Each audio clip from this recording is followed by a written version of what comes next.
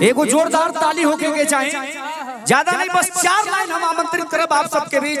अब खेसारी भैया के बारे में हमने क्या बोले भैया, जेकरा बारे में पूरा दुनिया बोलेला, पूरा विश्व बोलेला, लेकिन 4 लाइन समर्पित बा कि आज संगीत के कुछ ऐसा मिसाल बा, आज संगीत के कुछ ऐसा मिसाल बा, सुर बा, सरगम बा, साथी साथ ताल बा। अपने यूपी बिहार, अपने पूरे विश्व में एक ही नाम, जेकर नाम खेसारी लाल बा।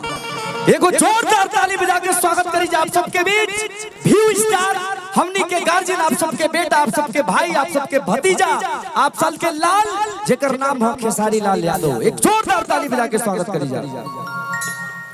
Hello hello hello hello hello बी बी बी बी hello hello hello hello hello hello hello hello.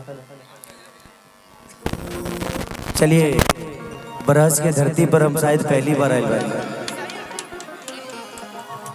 लेकिन आज हमारा लागते नहीं कि हम कार्यक्रम करे बनी, बुझाता कि हम सर्कस में आए बारी। मानिए जयप्रकाश बाबा, मैंने ही बोला बाबा को कि आप दिन में कार्यक्रम करिए। रीजन के हम इन्हें 7 साल से जितना रात में कार्यक्रम के लिए बनी, हर कार्यक्रम में कम से कम 200 बाइक चोरी हो जाता रही सब। लोग आओ तक खेसरी, जहाँ खेसरिया पर और नजर गनी की चाबी गायब। और ये व्यवस्था बड़ी, जयप्रकाश बाबा इधर आइए।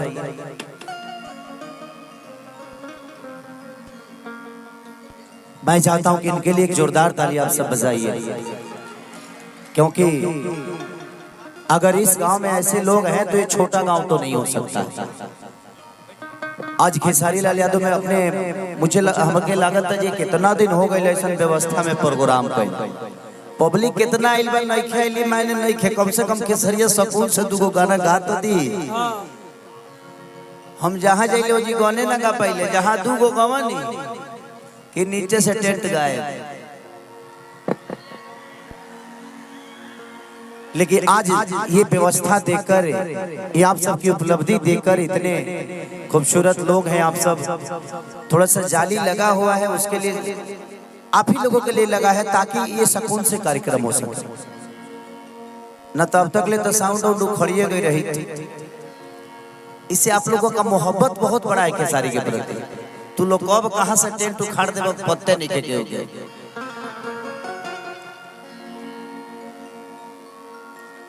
कि पायल भुलाइल बाकी झुमकायरा, क्या बात है,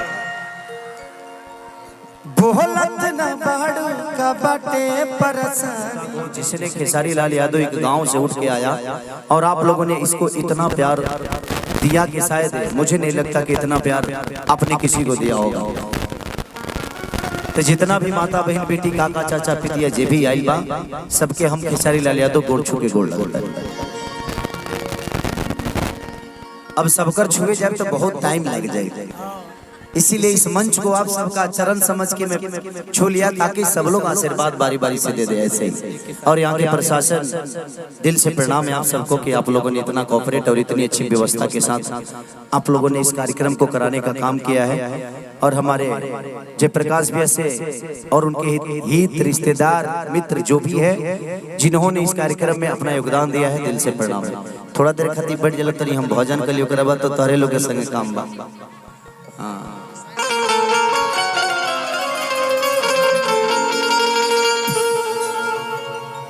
चलिए, अगर हमने के गाना बजाना में कोनो प्रकार की त्रुटि या गलती हो जाओ तो वह सभी अपना घर के बेटा के क्षमा करब।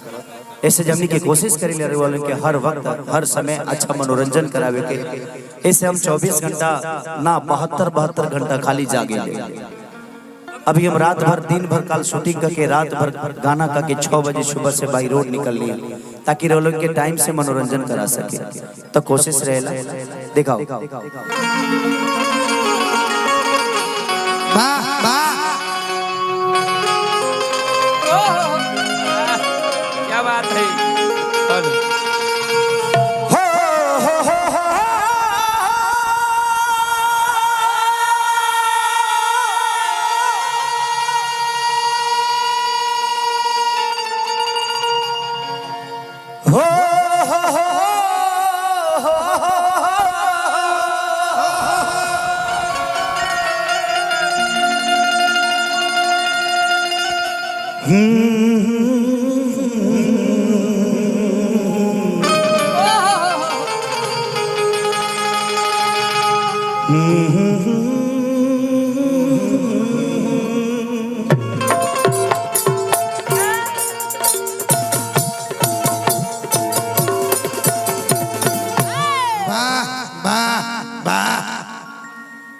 जय गणेश मंगल करना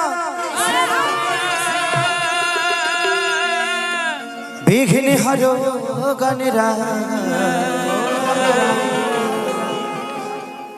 एक दंत करी बरि बदना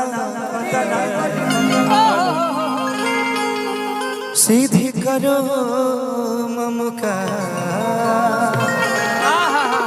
क्या बात है। कि माँ के ज्योति से नूर मिलता है, सभी के दिलों को सरूर मिलता है।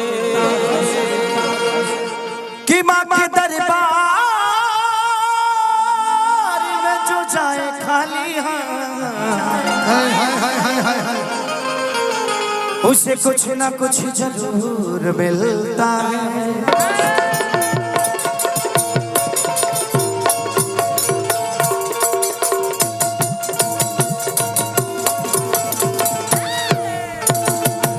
प्रेम से